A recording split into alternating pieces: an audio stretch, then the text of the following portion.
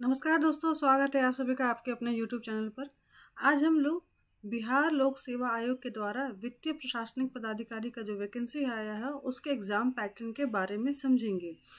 देखिए, ये वैकेंसी जो आई थी ये 69 बीपीएससी प्री के कंबाइंड वैकेंसी के साथ में आई, आप सभी जान रहे हैं। 69 बीपीएससी का जो वैकेंसी आया था करीब करीब उसमें 250 पोस्ट आए थे। बाद में उसमें कुछ एक पोस्ट ऐड होते चले गए और ऐड होने के बाद में 379 पोस्ट की वर्तमान में वैकेंसी है। इसी में एक महत्वपूर्ण पद हो जा रहा है आपका वित्तीय प्रशासनिक पदाधिकारी एवं समकक्ष वित्त विभाग।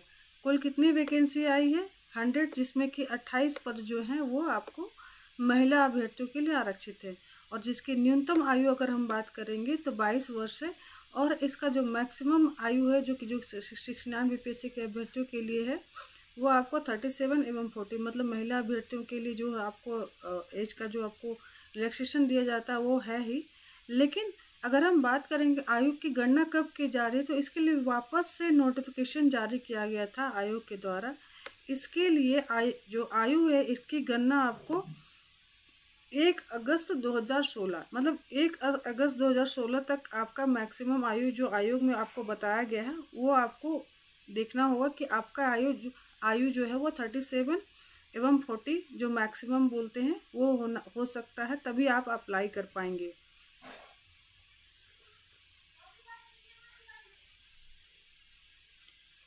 चलिए बारी बारी से हम उम्र सीमा को समझेंगे। क्या है उम्र सीमा? तो ये 69 जो बीपीएससी वैकेंसी है उसके बारे में आपको लिखा है कि इस डेट को जो आपका जो आयु है मिनिमम जो है 20 वर्ष, 21 वर्ष और 22 वर्ष होना चाहिए, है ना। तो आपका यहाँ पर अभी जस्ट हम लोग नोटिफिकेशन में देखें कि 22 वर्ष मिनिमम है, ठीक है। और मैक्सिमम कितना होता है तो पुरुष अभ्यर्थियों के लिए 37 वर्ष होता है, ठीक है। उसके अलावा अत्यंत पिछड़ा एवं अत्यंत पिछड़ा वर्ग पुरुष एवं महिलाओं के लिए 40 वर्ष होता है। अनुसूचित जाति और जनजाति के पुरुष एवं महिलाओं के लिए 42 वर्ष होता है, ठीक है। तो यहाँ पर अगर हम देख रहे हैं कि यहाँ पे अनारक्षित पुरुष के लिए सिर्फ बोला जा रहा है 37 वर्ष, ठीक है।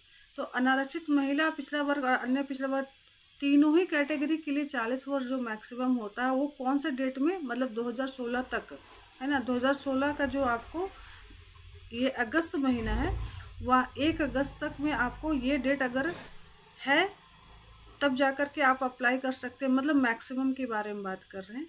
और इससे अधिक हो जा रहा है, आज की डेट नहीं है, आप ध्यान देंगे ये आज की डेट के बारे में नहीं बात रही है। ये जो आपको 1 अगस्त 2023 बोला जा रहा है तो 1 अगस्त 2023 आपको 69 के लिए है, ठीक है। ये आपको वित्तीय प्रशासनिक पदाधिकारी के लिए नहीं है। तो आपको ये ध्यान देना है कि 1 अगस्त 2016 के डेट में अगर आप अनारक्षित पुरुष हैं तो आपका आयु 37 वर्ष से अधिक नहीं होना चाहिए। अनारक्षित महिला, पिछड़ा वर्ग एवं अत्यंत पिछड़ा वर्ग के पुरुष एवं महिला दोनों ही हैं तो आपका उम्र 1 अगस्त 2016 को 40 वर्ष से अधिक नहीं होना चाहिए। एवं अनुसूचित जाति एवं जनजाति पुरुष एवं महिला दोनों ही अभ्यर्थी 42 वर्ष से अधिक 1 अगस्त 2016 को नहीं होना चाहिए। तो ये आपको आयु सीमा बता दी। मतलब अभी भी बहुत सारे अभ्यर्थी हैं क्योंकि 16 से अगर हम काउंट करें तो करीब करीब आपको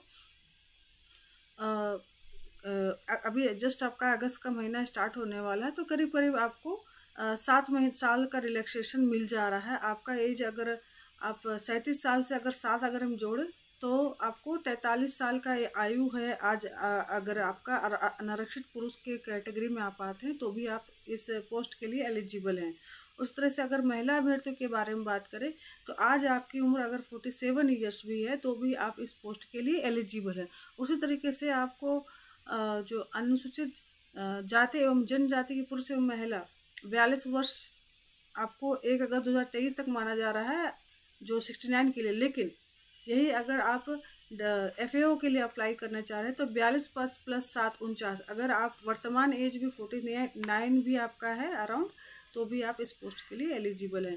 लेकिन आपको ध्यान रखना है कि 1 अगस्त 2016 को डेट जो आपका एज है जो है आपका ये इस जो आपका एज क्राइटेरिया है इससे आपको उसमें ही इसी दायरे में ही फॉल करना चाहिए।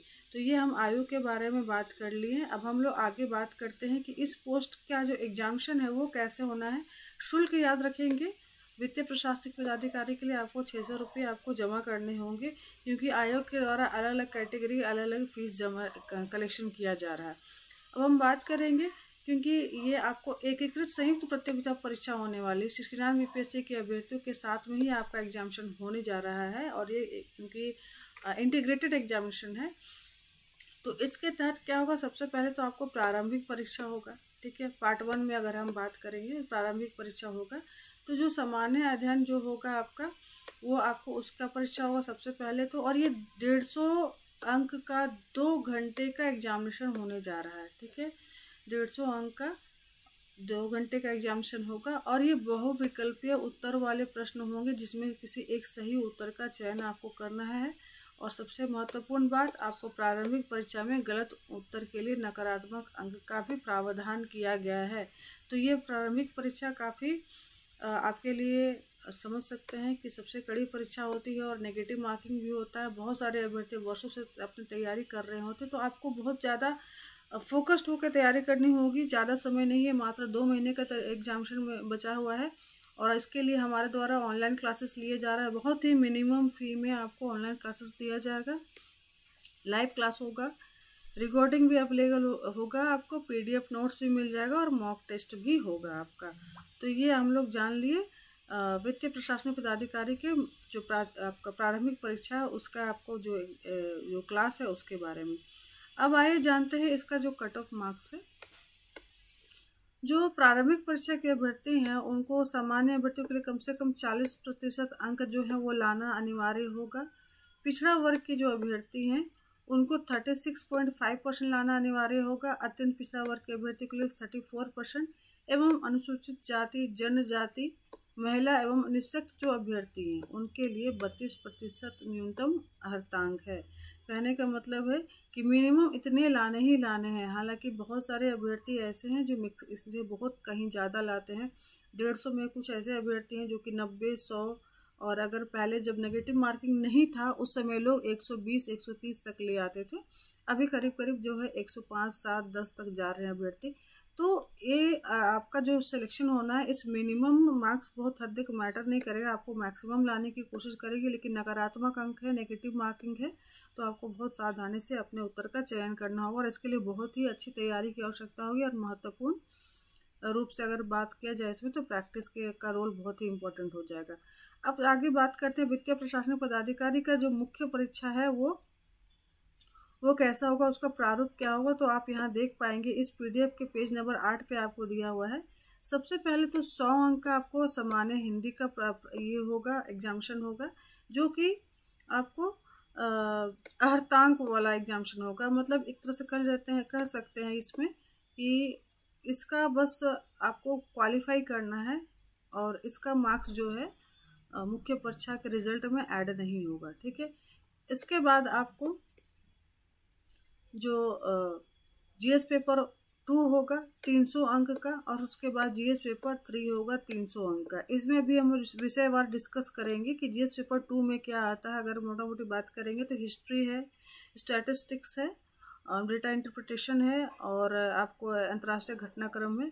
वही सेकेंड पेपर का अगर हम बात करेंगे तो उसमें आपको ज्योग्राफी आता है, उसी तरह से आपको IR आता है, पॉलिटिकल साइंस आ जाता है, PSIR का जो अगर हम बात करेंगे सब्जेक्ट, और भी अन्य सब्जेक्ट आते हैं जैसे इकोनॉमिक्स भी आ जाते हैं। तो इसके बारे में भी हम लोग बढ़िया से डिटेल से डिस्कशन कर लेंगे पेपर 2 और पेपर 3 के बारे में। इसके अलावा एक ऐच्छिक विषय का आपको चयन करना है, इस ऐच्छिक जो कि आपको विषयनिष्ठ तरीके का प्रश्न पूछा जाएगा। मतलब ये ऑब्जेक्टिव नहीं होगा, डिस्क्रिप्टिव होगा, क्लियर कट कर दिया है ना। जैसे कि अभी लास्ट के BPSC 68 में हो गया था कि ऑप्शनल पेपर जो है वो ऑब्जेक्टिव होगा, तो ये ऑब्जेक्टिव नहीं होने जा रहा, आपका डिस्क्रिप्टिव होगा। और इसके लिए अभ्यर्थियों को इन 4 विषयों में से किसी एक का चयन करना है, आइदर वाणिज्य, अर्थशास्त्र, गणित या सांख्यिकी। तो जनरली अभ्यर्थी इन चारों में से कोई वही सब्जेक्ट लेंगे जो उनका ग्रेजुएशन का कह सकते हैं मेन पेपर होगा, ऑनर्स पेपर होगा, ठीक है। जैसे कि वाणिज्य क्षेत्र के जो अभ्यर्थी होते हैं ये या तो वाणिज्य या अर्थशास्त्र लेते हैं। लेकिन अगर गणित के बारे में कहा जाए तो गणित के अभ्यर्थी गणित का ही चयन करते हैं और सांख्यिकी वाले अभ्यर्थी सांख्यिकी का ही चयन करते हैं। ठीक है, तो इन चारों में से आपको किसी एक का ही चयन कर लेना है और वही उसकी आपको विषयनिष्ठ तैयारी करनी होगी।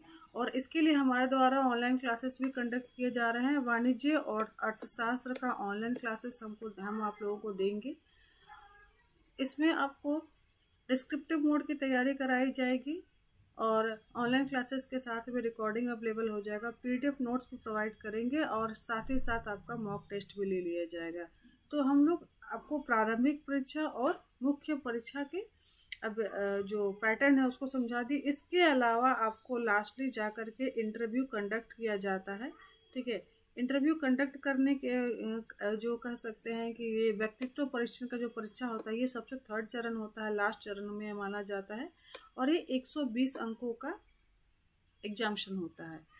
तो इंटरव्यू होने के बाद में आपका जो जीएस पेपर, जो मुख्य परीक्षा के जितने भी जीएस पेपर थे और साथ साथ इंटरव्यू, उसको मिलाकर ही अंतिम जो मेधा सूची है वो तैयार की जाती है और तब जा कर के आपका अभ्यर्थी का चयन होता है। ठीक है, मेधा सूची के बारे में यहाँ पे आपको क्लियर कट लिखा हुआ है, आप यहाँ देख पाएंगे कि जो वो अंतिम मेधा सूची है वो आपको उम्मीदवार को मुख्य अर्थात लिखित परीक्षा के अधिक प्राप्त जो अंक होते हैं वो जिन्होंने अधिक स्कोर किया है वो उनको सबसे अधिक टॉप में रखा जाता है और जैसे जैसे आपको कम मार्क्स मिलते था वो धीरे धीरे वो स्थान जो है नीचे आता चला जाता है। ठीक है, ये आप मेधा सूची के बारे में आप डिटेल्स पढ़ पाएंगे। यहाँ पर आप देखेंगे 69 बीपीएससी का जो मुख्य रूप से जो कहा जाता है कि एकीकृत जो परीक्षा होने जा रहा है जिसमें कि आपका वित्तीय प्रशासनिक अधिकारी का भी एग्जामिशन हो जाएगा। तो उसका जो पैटर्न रहेगा लगभग वित्तीय प्रशासनिक पदाधिकारी का भी वही पैटर्न होगा कि आपको जो मुख्य परीक्षा का एग्जामिशन होने जा रहा है जिसमें कि 300 मार्क्स का तो आपका जीएस पेपर हो जाएगा और ऑप्शनल भी आपको 300 मार्क्स का होगा। इसके अलावा जो आपको 120 मार्क्स का इंटरव्यू का जो नंबर होगा इन चारों को मिला करके जो आपका नंबर आएगा उसी के आधार पे ही आपका जो मेरिट लिस्ट है वो बनेगा। आप यहाँ पर देखेंगे पॉइंट नंबर 2 में आपको यहाँ पर लिख भी दिया गया है। अगर आपको कहीं कन्फ्यूजन है तो आप यहाँ पे देख पाएंगे, पढ़ लीजिएगा। ठीक है, टोटल 1020 मार्क्स का आपका जो कह सकते हैं कुल प्राप्तांक होगा, उसी के आधार पर आपका पदवार मेधा सूची बनाया जाएगा और इसमें आरक्षण को भी ध्यान में रखा जाएगा। तो इस वीडियो में इतना ही। अब वित्तीय प्रशासनिक पदाधिकारी के लिए जो आपका कॉमर्स और इकोनॉमिक्स का सिलेबस है उसको हम लोग नेक्स्ट वीडियो में कोशिश करेंगे डिस्कशन करने का। और इसके जो क्लासेस हैं कॉमर्स और इकोनॉमिक्स ऑप्शनल वाले उन दोनों ही अभ्यर्थियों के लिए क्लासेस हम लोग कंडक्ट करना स्टार्ट कर दे रहे हैं।